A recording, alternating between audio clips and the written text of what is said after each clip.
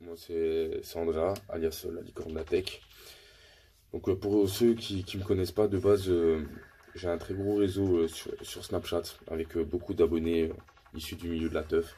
Je m'amuse à me balader de teuf en teuf et faire des petites pubs, à faire pas mal de choses. Et maintenant je vais vous expliquer le but de ma chaîne YouTube. Donc en fait, si j'ai voulu créer cette chaîne YouTube pour les teufeurs, c'est parce que déjà d'une, il y a zéro page pour les teufeurs. Il n'y a rien qui explique un peu le mouvement teuf et qu'est-ce que c'est.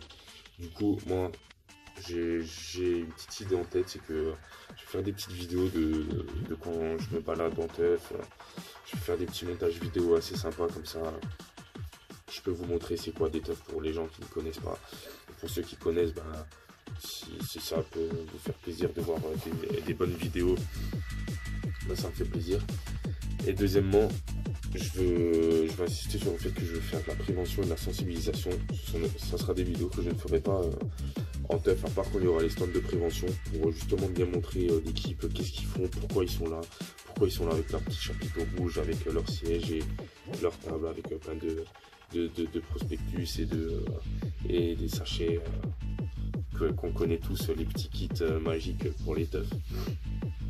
Et surtout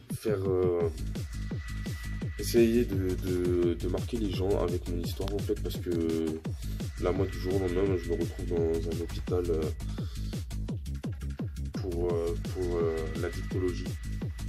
Donc la dictologie c'est quoi? C'est quand une personne est accro à quelque chose, donc ça peut être la cigarette, comme l'alcool, comme les médicaments, comme la drogue, et moi mon cas c'est pour la drogue.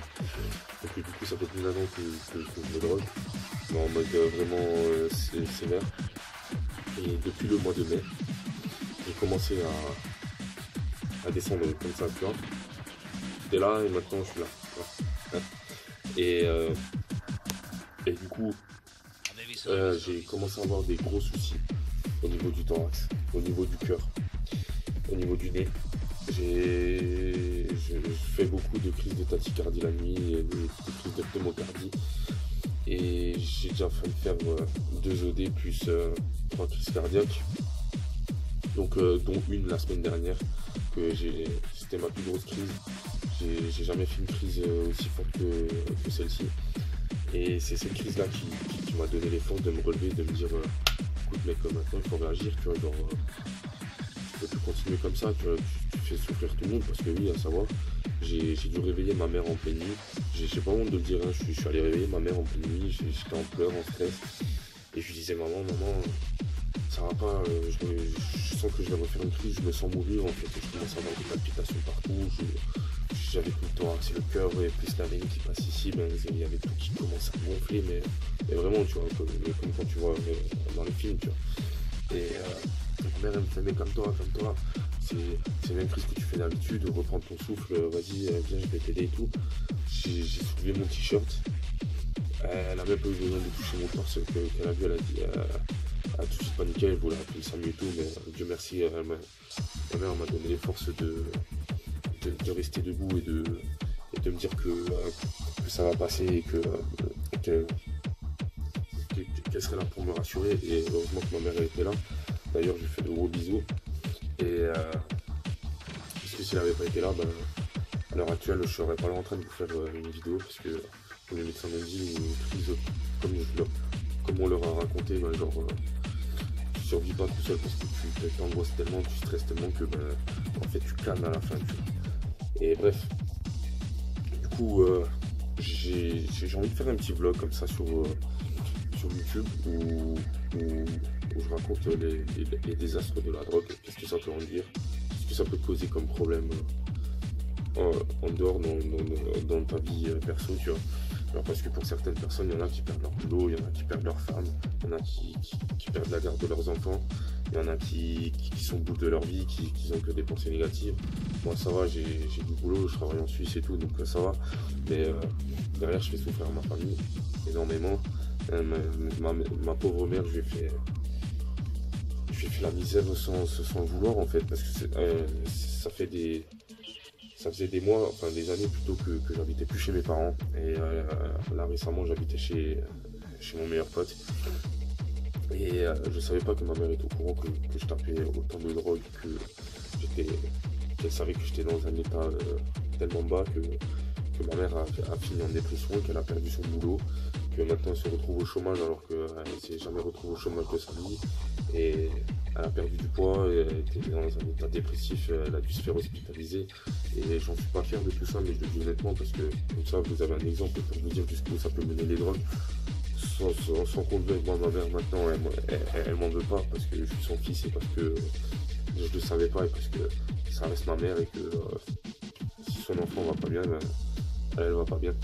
Et du coup ce que j'essaie de vous faire comprendre c'est que avant de prendre la drogue il faut pas que penser à se dire ouais là pendant 6 heures ou pendant 8 heures je vais bien. Il faut aussi penser à la descente que pendant 2 semaines tu vas te taper, que tu vas être comme ça en train de déprimer, en train de te dire putain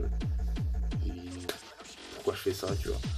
Parce que après, tu fais pleurer tout le monde, toi-même tu pleures, t'es pas bien. Là, tu commences à perdre du poids, tu commences à faire n'importe quoi et après tu finis comme moi, tu tapes tous les jours de ta vie. Enfin, de ta vie, façon de parler, vous m'avez compris, mais je veux dire, moi je tapais tous les jours, mais maintenant je me retrouve dans un état dépressif, en anxiété, en parano, je me retrouve avec des problèmes de cœur. Là je suis dans un centre hospitalisé à Fastat, donc dans le Haut-Rhin, côté de Mulhouse en Alsace. C'est un centre hospitalier justement tout ce qui est drogue comme je le disais. Et là le fait de me retrouver seul en tant que jeune, parce que à savoir qu'il n'y a que des personnes de toute la cinquantaine, et avec des gens qui ont un parcours bien plus pire que le mien, parce que je suis pas là pour me plaindre ou pour qu'on me pleure ou pour qu'on m'envoie des messages de soutien. Je suis pas là du tout pour ça, je suis juste là pour vous faire réagir parce que moi ça m'a fait réagir et ça m'a donné envie de faire de la prévention pour les gens, parce que pour ceux qui ne le savent pas, sur Snapchat j'ai énormément de gens qui viennent m'écrire, qui me disent gros c'est quoi tes vidéos m'ont fait grave réfléchir. Je pensais pas que la drogue ça pouvait mener jusque là. Et franchement, tu m'as donné l'envie d'arrêter. Et il y en a plein qui viennent m'écrire en me disant ouais, écoute, j'ai ça et ça comme problème. Ouais, je sais que j'ai mon petit frère, il va en teuf, il tape, il se plaint qu'il a ça. Là encore, tout à l'heure, j'ai un gars que je connais même pas, je l'ai croisé 1 ou 2 fois en teuf. Il me dit gros, moi je tape tout ça depuis un mois, qu'est-ce que t'en penses? Et moi je me sens très bien et tout, je lui ai raconté mes problèmes. Voilà, le petit, il pensait pas plus, il me disait ouais, écoute, samedi je vais encore faire quelque chose et après je vais voir, tu vois. Après je peux pas faire plus à part vous citer mon exemple. Moi là ça me donne les forces d'être avec des personnes plus âgées parce que justement ça fait 3 jours que je suis hospitalisé, que je parle avec eux et franchement il y a certaines histoires de certaines personnes qui m'ont marqué, qui m'ont donné envie de me dire ah ouais mais en fait fais pas comme eux, tu vois, clairement ne fais pas comme eux, ne finis pas comme eux, genre c'est pas possible, tu vois. Et du coup là j'ai vraiment envie de me reprendre en main parce que à savoir que je monte un peu après les 3 semaines d'hospitalisation, je vais faire 3 mois de cure entre Bordeaux et Toulouse. Ça se passe dans un château, donc t'as un petit encadrement, t'as des psychologues, des psychiatres, assistants sociaux, docteurs, t'as un encadrement sportif, t'as le droit de faire un peu ce que tu veux, mais après ils te testent, genre t'as des tests urinaires, t'as des tests d'alcoolémie, et bref c'est basé sur la confiance et tout. Et je vais pas m'étaler sur ce sujet-là, pardon, excusez-moi. J'ai pris les médicaments là, donc du coup je commence un peu à taper les médicaments. Mais donc voilà, c'est aussi là où ça mène, tu vois, parce que forcément, moi je suis devenu tellement addict que là, je suis comme ça, j'arrive pas à dormir, je passe mes nuits à faire de l'insomnie. Du coup, on me donne des médicaments pour le manque et pour essayer de dormir. Donc voilà, écoutez, là je vais pas m'étaler plus, là je fais une petite vidéo de 10 minutes à peu près comme ça pour juste expliquer pourquoi j'ai voulu faire cette chaîne et à quoi engendre un peu la drogue et pourquoi j'ai été motivé à faire cette chaîne. Donc du coup j'espère juste que vous avez suivi la chaîne, cette vidéo là jusqu'au bout.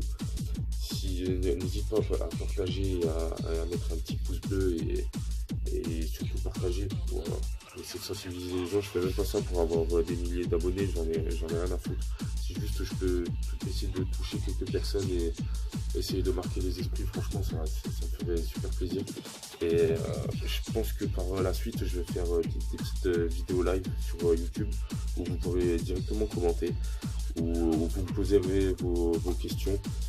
Si vous avez des questions, vous me posez vos questions et moi je vous répondrai à vos questions, mais je ne vous identifie pas, je ne dirai pas votre prénom, ça reste dans l'anonymat, et comme ça je vous répondrai directement, et si ça peut vous aider, ça peut juste me faire plaisir, parce que là, dans ce hôpital-là, j'en apprends tous les jours, je suis avec d'excellents médecins, des excellents infirmiers, infirmières, et des excellents psychologues, et des gens comme ça qui savent vraiment tout sur les drogues et qui te feront vraiment comprendre pourquoi on addict et pourquoi on en est arrivé là.